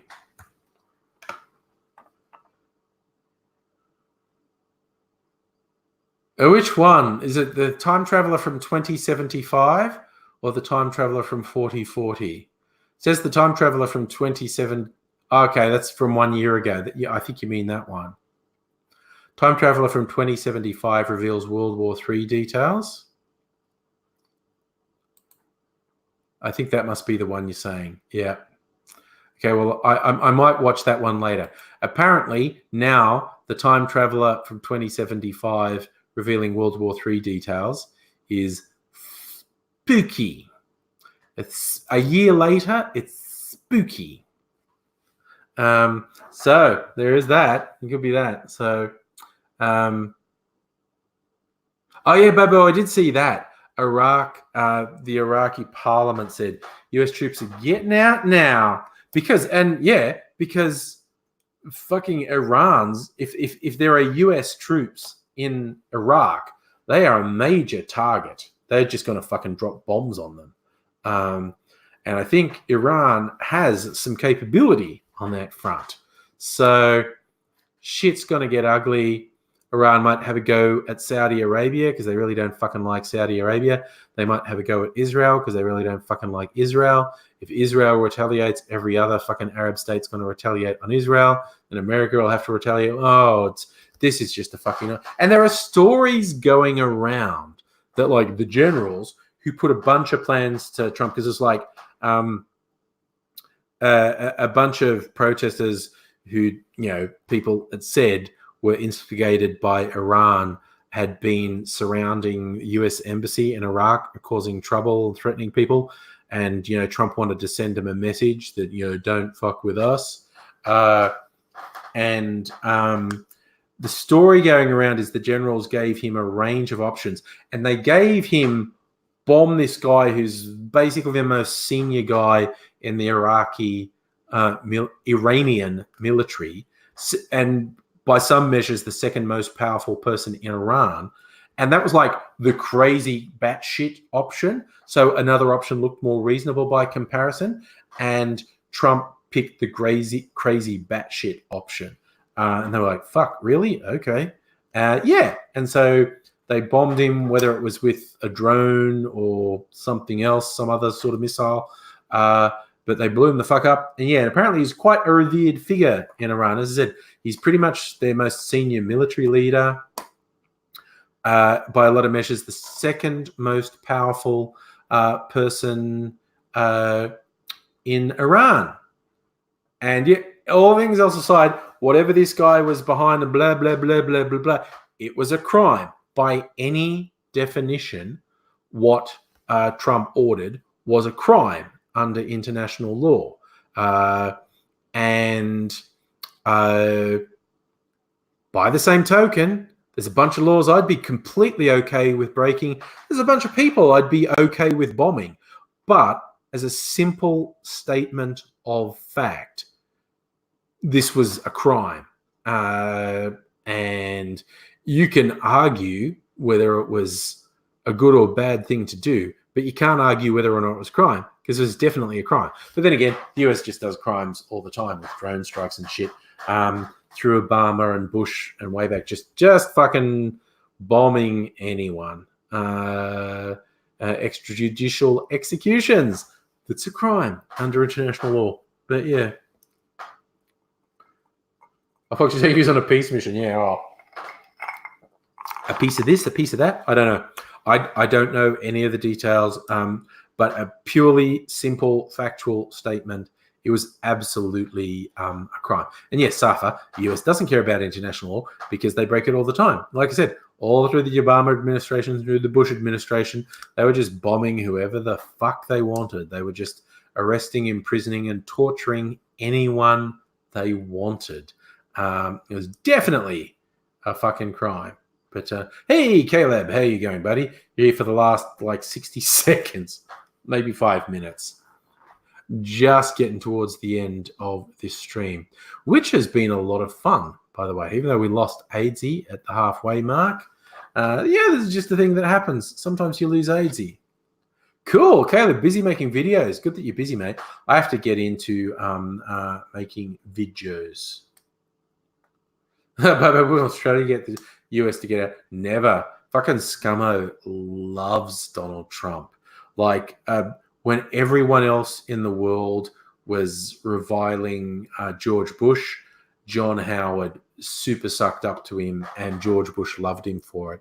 And when the rest of the world is laughing at Donald Trump, scummo couldn't be happier than to suck up to him. So Trump loves scummo because scummo sucks up to him. You reckon if Trump wins 2020, the UN might move out of the US? Who knows? It's fucking insane. It's so out there. Nice. Opie loves my voice. Has been cuddly and rolling around. You're cute, Opie. I don't have a cat to show you. God, I don't remember. What's the New Year's Eve live stream? It's fucking Cat Central. I opened up, had a whole bunch of people be on camera in the stream, and everyone was showing their cats. There was so many cats on the New Year's Eve stream. The 7-hour New Year's Eve stream. Oh my God. Big Leach, I didn't hear that. Saying that apparently the Trump administration sent a letter to Iranians that was only a draft, and there was some stuff they wanted to cut out of it, and that's not even close to the dumbest thing the Trump administration has done, which is fucking terrifying. But it's not even close. He said, "Yeah, Del Opie came on. There were so many cats. I lost track. I lost track of how many cats, but I just remember many cats." We had many cats on the New Year's Eve stream. Oh yeah, Fox. Stella was being a bit wild on New Year's Eve. It was New Year's Eve. We're all in it for being wild. Annette, what did I talk about for 7 hours? I don't know. I had my imaginary friend Molly with me, and brought a lot of people. The weirdest thing is the first hour was the hardest. Like I started at 8 and went to 3 a.m. The first hour was the hardest, and then the second hour was the second hardest, and then I just fucking hit my stride, and we just go Zorro and Sir Pounce. That's right, Annette. Your cats came on. Fox of Fate, your cat came on. So many cats. It was very much a cat stream. Oh, see, I didn't have a hangout. I was because I needed sleep, definitely. But I don't even remember. I don't even remember how many cocktails I made, because I got sort of involved in the stream. I don't think I had that much. Well, okay. I had at least, but it was over 7 hours. I know there was one point where I had 2 cocktails in quick succession, and I thought I needed to cut back because, like, I had an absinthe cocktail and I drank it in like 10 or 15 minutes, which was not good if I was going to keep going.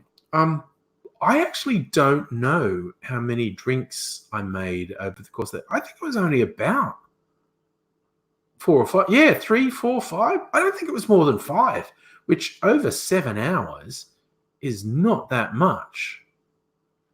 Dwayne, 1 a.m. in Honolulu. Staying up late. Well, it's 10 p.m. here. So I'm gonna retire for the evening. It's a work day tomorrow. Thank you, wonderful people, for hanging out. Black Sabbath quote from Brett. I like that. Politicians hide themselves away. Why should they go out and fight? They leave that up to the poor. That is true. Yeah, no, that's a good one to end on. Yeah, that's right, Fox. I brought a bunch of guests. I had between 4 and 6 people in the stream for a long time. So good night, one and all. Thank you for hanging out tonight. I'm going to bid you farewell now, and go and get ready for sleepy bobos. But you all look after yourselves, and I'm glad you caught up to your exam. Yes, it's been a while. And I already know what I'm going to make for a video tomorrow for Wanga Fat Wednesday, and I'll probably be doing a live stream on Thursday. I didn't do a TFU last week because I had just perfect stories, and I just didn't do it. Hanging out with family, just as simple as that. But I'll try and do one this week. I'll try and be better. So nighty night, one and all. You all look after yourselves. You're fabulous people. I'm going to say bye.